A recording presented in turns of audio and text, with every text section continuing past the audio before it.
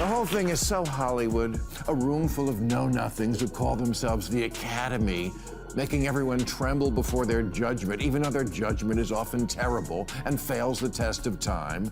Maybe the hashtag should be Oscar So Wrong.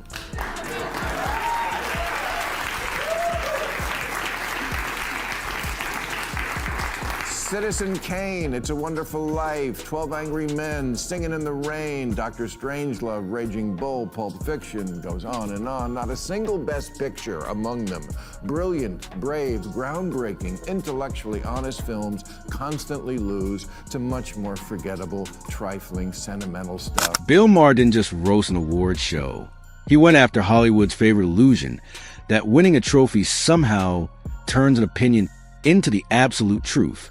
But the Academy's real opponent is time, and time doesn't have a publicist, a campaign budget, or a seat at the after-party.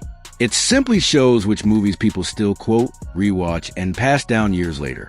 When the movies at loss become classics, while the winners fade into trivia questions, audiences start to realize that Oscar night was never a final verdict. It was just one room's judgment. And that room has been spectacularly wrong before. Of the Academy Awards show this Sunday, tonight, I would like to commemorate the moment 50 years ago that transformed the Oscar telecast into what it is today. A 4-hour lecture on how bad most people have it by the people who have it the best.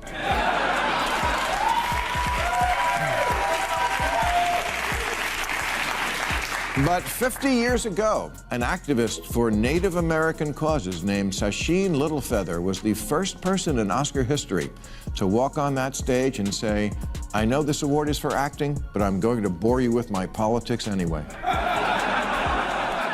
The contradiction is impossible to miss. Viewers are watching millionaires dressed in borrowed diamonds stand on an extravagant stage and explain the struggles of ordinary people. Politics has always had a place in art, and plenty of great movies are deeply political. But there's a big difference between telling a powerful story and treating the audience like a captive class sitting through a mandatory seminar. People tune in for movie stars, sharp jokes, memorable speeches, and that feeling that cinema still matters.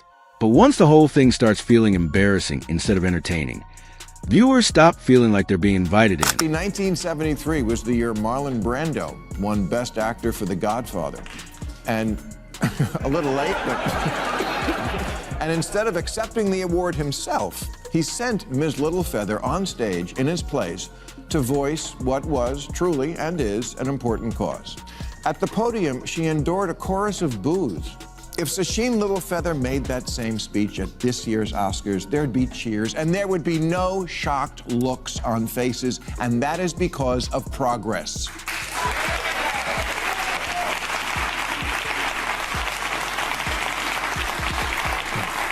Here's where Mars's argument gets sharper than the usual celebrities should just shut up rant, because he isn't dismissing the cause at all. He's calling out Hollywood for constantly rewriting its own story and painting itself as a hero. The institution changed, it apologized, and became more welcoming, and that progress does matter. But are people even allowed to acknowledge when something actually gets better? Because if a culture can never simply say, "we improved," then everything turns into a permanent emergency. Every milestone suddenly is enough. Outrage becomes part of the identity, and the movement never gets to celebrate its own victories. And eventually, when every moment is treated like another crisis, people just tune out. Academy nominations used to say, "Look what great movies we make." Now they say, "Look what good people we are." It's not about entertainment. It's about suffering, specifically yours. It's not 2 hours to forget your troubles. It's traffic school at the Holocaust Museum. In 2021, if you're at the movies and wondering, which one is the bad guy? It's you.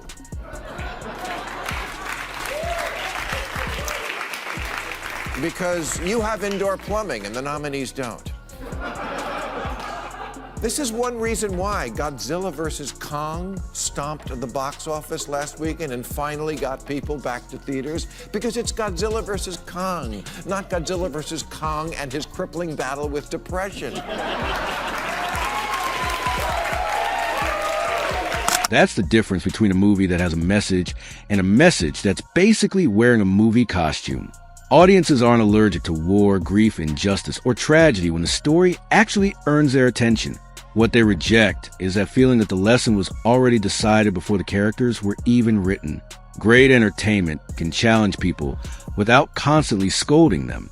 Look at Jaws. It explores fear and institutional cowardice, but still gives you a giant shark, and that's the point. The story comes first, and the meaning follows naturally. But when you reverse that order, viewers can feel it immediately. They start seeing the sermon, hiding underneath the screenplay. Where's the comfort food? What happened to show business? Did they all decide to quit at the same time? Did they forget? Did they forget that Hollywood is still the #1 place to go if you're an egomaniac looking to fill that hole from your childhood with applause?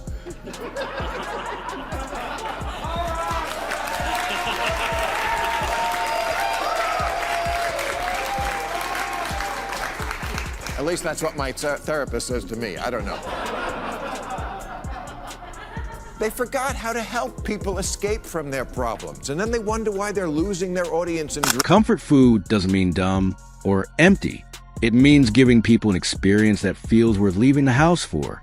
Hollywood's classics knew how to deliver spectacle and substance at the same time. Rocky inspired people without turning the final round into some long lecture, and Raiders of the Lost Ark never apologized for simply being fun. But today, movies are competing with streaming, gaming, podcasts, and an endless feed of short-form content. So in that environment, lecturing the customer isn't brave. It's terrible business. You can't spend years insulting viewers and then act completely shocked when those same people decide to stay home. With expression and not afraid to take risks.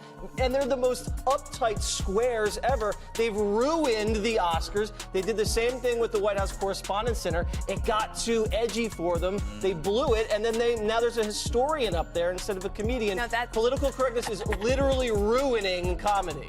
But that's the whole show now. They don't even have a host anymore. The funniest part of the whole night is the in memoriam segment.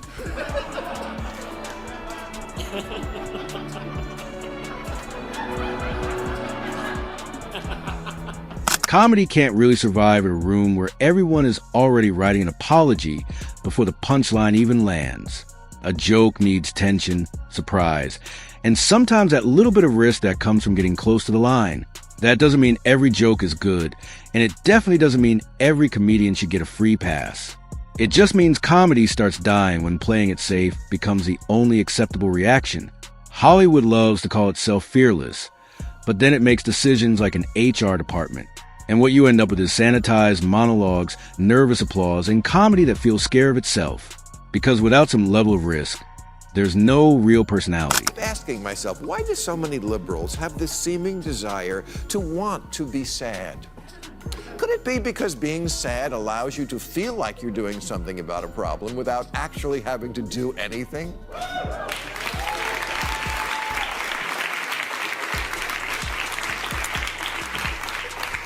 Like the poor lady living in her van. There is a solution to homelessness. Building affordable housing, possibly in your neighborhood. But do people, including liberals, vote for that? No, they fight it. But it does make them sad.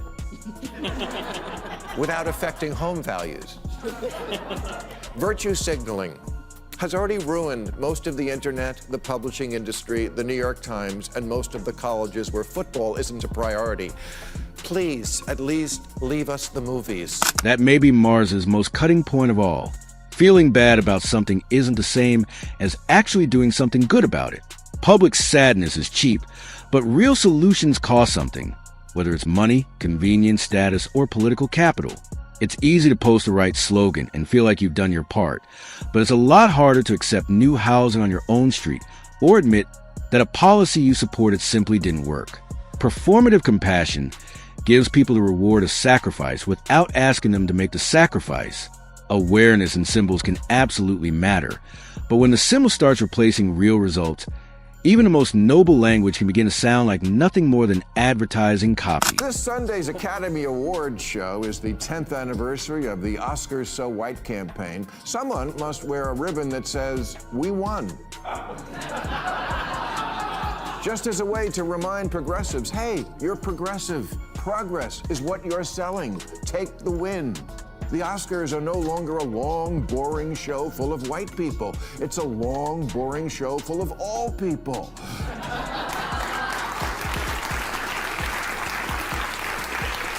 In the last decade, Best Picture has gone to Everything Everywhere All at Once, Green Book, Parasite, Coda, Shape of Water, Moonlight, not to mention Nomadland, which might be about Somalia, but no one has seen it, so it's impossible to know. Mars's joke separates two ideas that Hollywood often treats like they're the same thing: representation and entertainment. The Academy has become more diverse, and that is real progress. But diversity alone can't suddenly make a slow ceremony exciting, turn a weak movie into a great one, or make predictable speech memorable. Inclusion brings more voices into the room, but it doesn't replace talent, risk, humor, or good storytelling. And there's another problem here too, because there's an incentive to keep every emergency alive when emergencies create influence. So the goalposts keep moving. Every victory somehow disappears. And simply pointing out that things have improved starts being treated like an act of hostility. Academy member this year filled out their ballot thinking, well, I didn't think Chalamet was very good, but I'll vote for him because he's white. Hollywood isn't a secret cabal of racists. It's a secret cabal of people terrified of looking like racists. And I'm just tired of, no matter how much progress is made, social justice warriors feeling the need to gaslight us as if none of it had happened. A couple of years ago, the Academy established a very complex rule book that said you couldn't even be considered for Best Picture unless you met certain criteria, like 30% of the crew or 2 department heads had to be from underrepresented groups, and a main storyline had to be as well. Well, there goes my idea about a polka band in a ski town.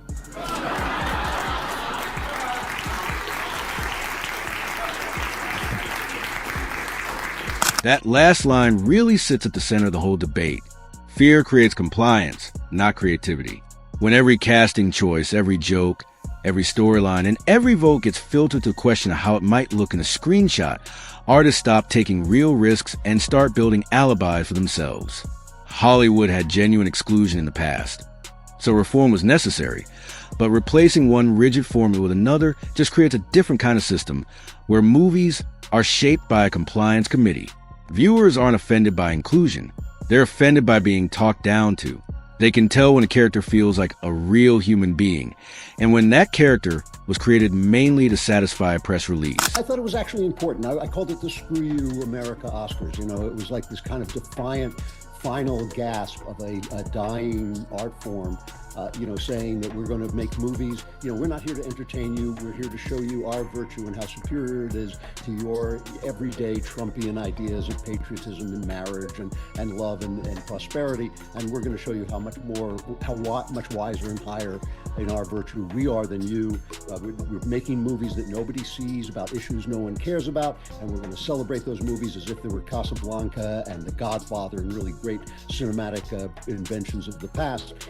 And conservatives are always complaining about the left-wing ideas of the movies and the way the actors get up on stage and curse at us, but that's not what bothers me. I mean, what bothers me is that their ideas are a dead end. That criticism is even harsher, but it gets to the emotional break between Hollywood and a huge part of the country, and that word is contempt. People will still watch artists they disagree with. They really will. What they won't tolerate forever is being treated like a diagnosis instead of an audience. Art should challenge everything, whether it's patriotism, marriage, religion, capitalism, whatever. That's what art is supposed to do. But when every ordinary aspiration is treated like something embarrassing and every approved character sounds like they just walked out a social media post, the world on screen stops feeling anything like real human life. And eventually, sameness gets mistaken for courage. Private Ryan lost to Shakespeare in Love. Sunset Boulevard lost to All About Eve. Glory to Driving Miss Daisy. Gangs of New York to Chicago. Munich lost to Crash. Citizen Kane lost to How Green Was My Valley, whatever the fuck that was.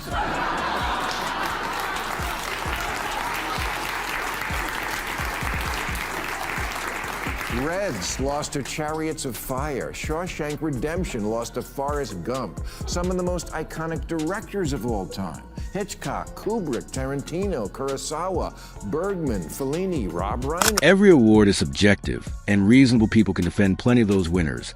But Mars's bigger point still holds. The Academy isn't history. Campaigns, timing, studio politics, and sentiment all play a role, and sometimes voters reward the movie that feels important in that particular moment, while the film that truly changes cinema can take years before people even realize its impact. Oscar night can be fun without turning into some sacred final judgment. The Academy hands out trophies, but the audience decides what becomes immortal when culture remembers the losers more vividly than the winners. At that point, groupthink starts looking a lot less like expertise. The acting awards, no better. They're constantly giving out the make up for a snub Oscar when an actor gets one because the Academy stepped on its dick the first 10 times the guy should have won. Al Pacino in The Godfather, Godfather 2, Serpico, Scarface, Dog Day Afternoon, I could go on. Crickets.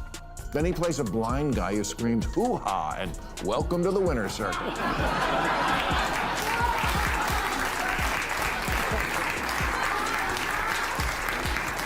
It's like honoring Michael Jordan for when he played baseball.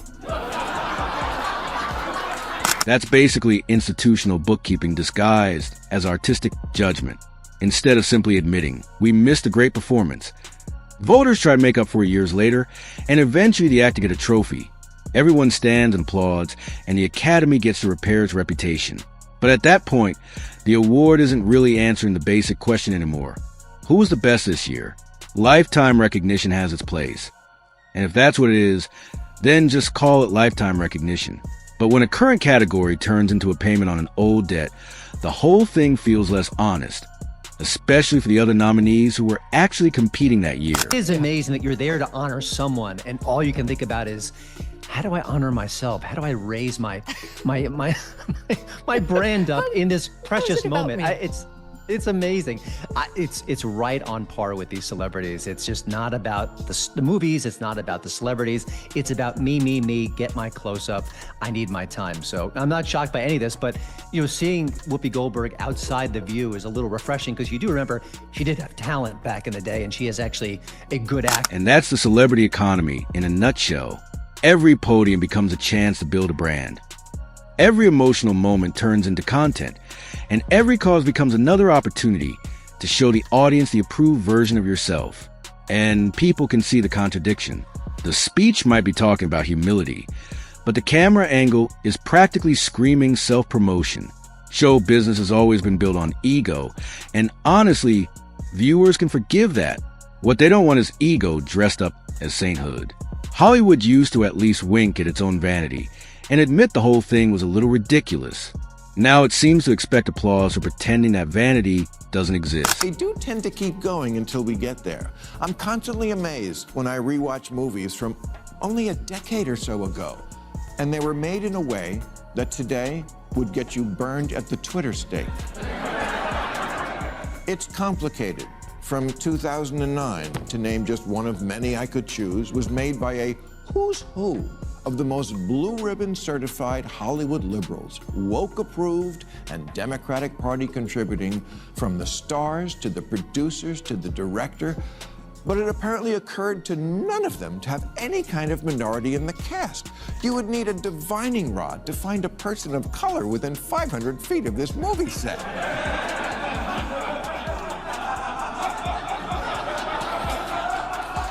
But if they made it today, they'd do better. When it comes to social justice, liberals are still the tip. This is where the critique becomes more useful than just another partisan rant. Hollywood has helped normalize social change, opened doors, and expanded whose stories get told. And that's worth recognizing. But none of that means the industry is automatically wiser than everyone else. Sometimes Hollywood leads, and sometimes it simply follows public opinion and rewrites the story afterward. The 2009 example shows just how quickly today's standard can expose yesterday's blind spot, and that should lead to some humility. Instead, every generation seems to flatter itself into believing it was the first to discover decency, and then starts lecturing everyone else from some imaginary pedestal. movies don't make the Olympics into the Oscars. Oh, what's that? They did already? Yeah. You know, back in April when the Oscars aired, I commented in this space that the theme of that evening was, "We dare you to be entertained, lest your mind waver for a few hours from thinking about the sad things and bad people in the world." Well, thank God we found some of those bad people in the Olympics now, and not a moment too soon. The director of... No, that was sarcasm. The director of the opening ceremony was fired hours before... Where did we... Before the event, because they found out there was a Holocaust joke in a comedy routine he did decades ago. Well, you know, context is everything. Obviously, it didn't strike people as beyond the pale at the time.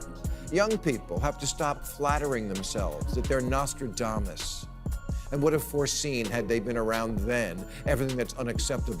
This is bigger than just one award show because the same purity test has spread through entertainment, sports, publishing, universities, workplaces, and social media. Standards change. And yeah, some old jokes don't age well. But judging every moment from the past only by today's rules doesn't create wisdom. It creates a competition to see who can prove they're the most disgusted by history. Context is an excuse. It's information. Intent, time, and growth matter. And when a culture turns one bad joke into someone's permanent identity, people become quieter, safer, and less honest. That's really the closing argument. Maher isn't asking for empty movies or silent artists. He's saying entertainment has to connect with the audience first. Make people laugh, cry, think, fear, and wonder, and then earn the message through characters and stories people actually care about. The Oscars can survive streaming, changing habits, and even bad winners, but they can't survive believing the viewers are somehow beneath the people standing on that stage. Once the ceremony starts judging the audience instead of celebrating movies, people leave. So is Ma exposing why the Oscars lost their magic? Or is he blaming politics for a decline that's really being caused by endless entertainment choices?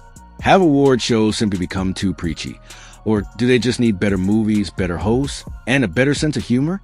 Drop your take in the comments. Hit like if Maher said what Hollywood needed to hear, and subscribe for more breakdowns. The Academy hands out the trophies, but the audience decides what actually lasts.